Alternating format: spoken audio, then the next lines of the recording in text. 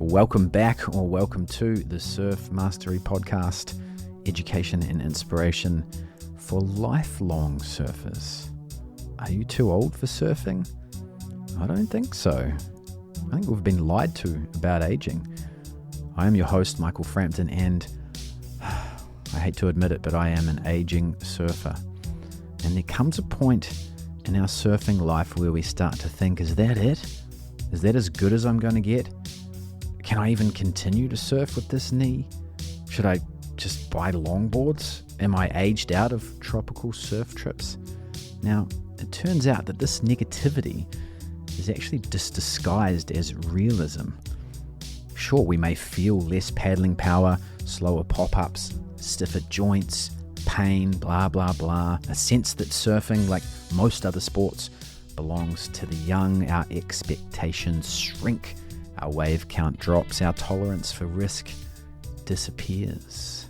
But it turns out not because the body has failed, it's because the story has. And once that story takes hold, it becomes self-fulfilling. We stop experimenting, we avoid challenging conditions, we stop getting up early for dawnies, we upsize all of our boards, we surf defensively rather than creatively, we confuse caution with wisdom. And what looks like natural decline is really learned limitation. Now, that is a tragedy because surfing is actually one of the rare athletic disciplines where experience, perception, pattern recognition, emotional control, all of those things actually matter far more than raw athleticism or strength or youth. Your ability to read the ocean and to stay calm and be efficient is actually what makes you a good surfer. Having one toe in the surf industry, I've been lucky enough to have some conversations with some older, amazing surfers. And whenever you ask them about aging, they often just simply shut you down. I remember talking to Laird Hamilton in the water, and I asked him about longevity and aging, and he just immediately shut me down and said, nah, we don't even talk about it, we don't acknowledge it, we just carry on. And I thought that was a really unique and cool perspective. But it turns out there's a lot of truth backed by science to this way of thinking. And I've recently read a couple of books. The first one is called The Mature Mind by Gene Cohen. Now, Gene looks at the science of the aging brain.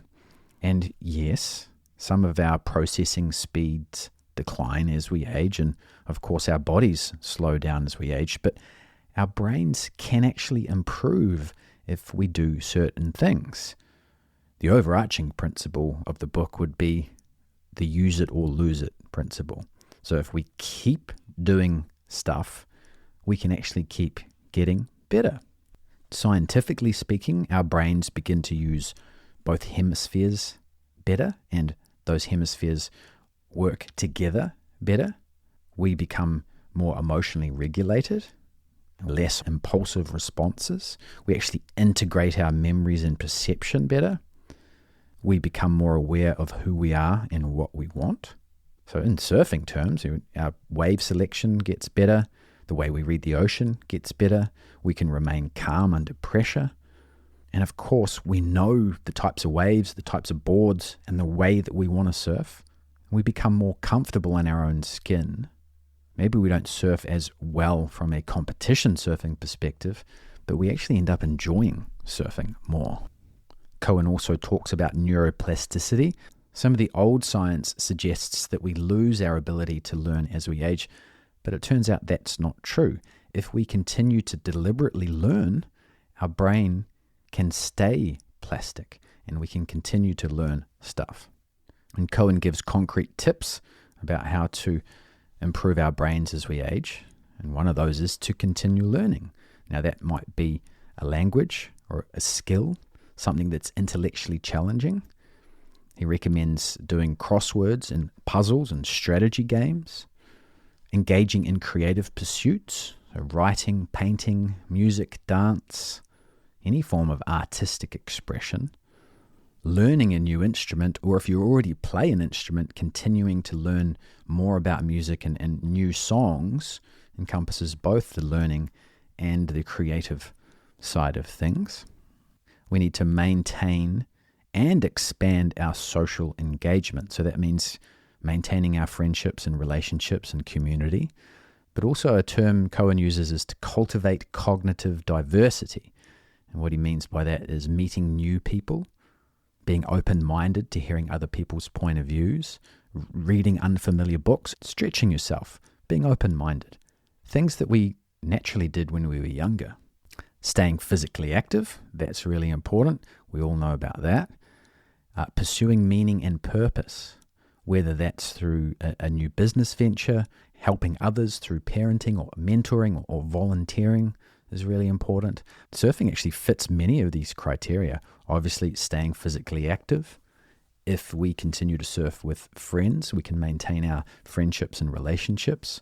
We can choose to talk to different people in the ocean as well. If we continue to surf new places and experiment with new surfboards, it's another form of learning. Surfing is endlessly complex. But of course, we need to do things outside of surfing, and Cohen recommends just simple things like doing puzzles, crosswords, strategy games, musical instruments, language, painting, those sorts of things. And as we age, we'll find we actually have time for these things. But above all, adopt the growth mindset. Reject the belief that aging equals decline, because it doesn't. And the science shows that if we do the right things, our brains actually get better as we age. Which segues beautifully into the second book that I read, called The Mindful Body by Ellen Langer. She's a Harvard professor, and central to the idea of her work is that many of the limits we attribute to the body are actually imposed by the mind. People don't decline simply because they're older. They decline because they become mindless, stuck on autopilot, rigid beliefs, and fixed rules. She has a great line: stiffness is cognitive before it's physical. And function actually improves when attention improves. Mindfulness, novelty, variation all play a huge role. One of the most famous studies in her book is the counterclockwise study, where she placed older men in their late 70s and 80s into an environment designed to replicate life 20 years earlier. The furniture, magazines, TV shows, everything was 20 years earlier. The participants were told to speak and behave as if it was 20 years ago. And within days, physical changes improved. Their posture improved. Vision and hearing improved. Blood pressure markers improved. Increased independence. They even started playing football on the lawn. The body responded to context.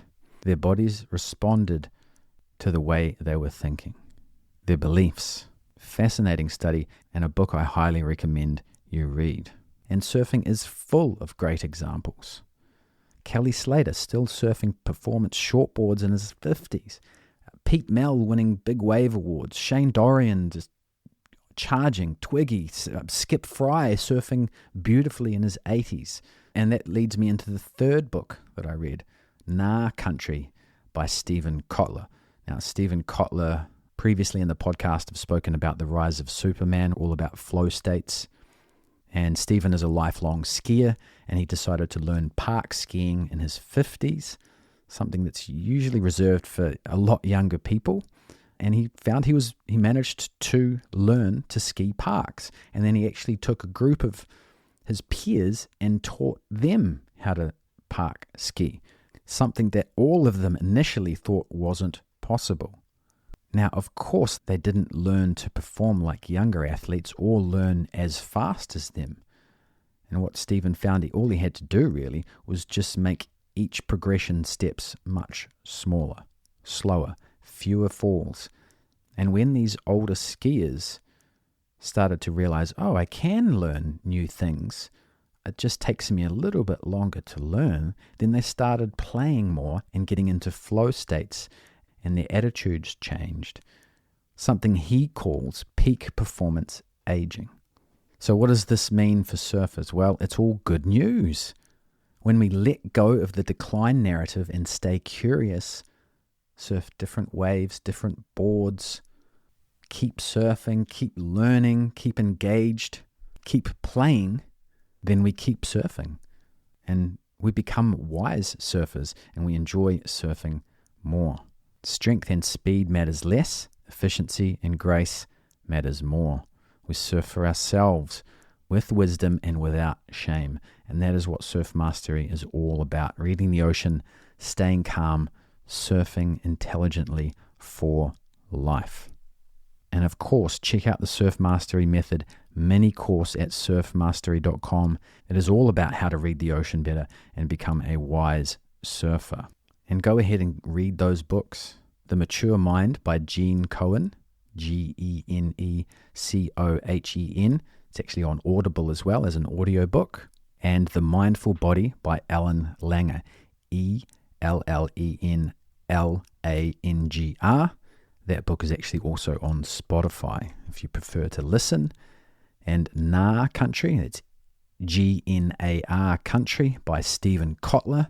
I actually didn't enjoy the book that much. I think it was a little long-winded, but I did listen to a podcast episode where he was interviewed by James Altucher, and it summarizes his perspective on aging and is very inspiring. So I highly recommend you listen to that podcast episode. I will have the title and author of those books and the link to that podcast episode in the show notes. And if you enjoyed this episode, share it with an aging surfer friend. And if you read those books, or if you've read any other books that you think align with this way of thinking, please write in and let us know. Mike@surfmastery.com. Until next time, keep surfing and keep surfing until you die.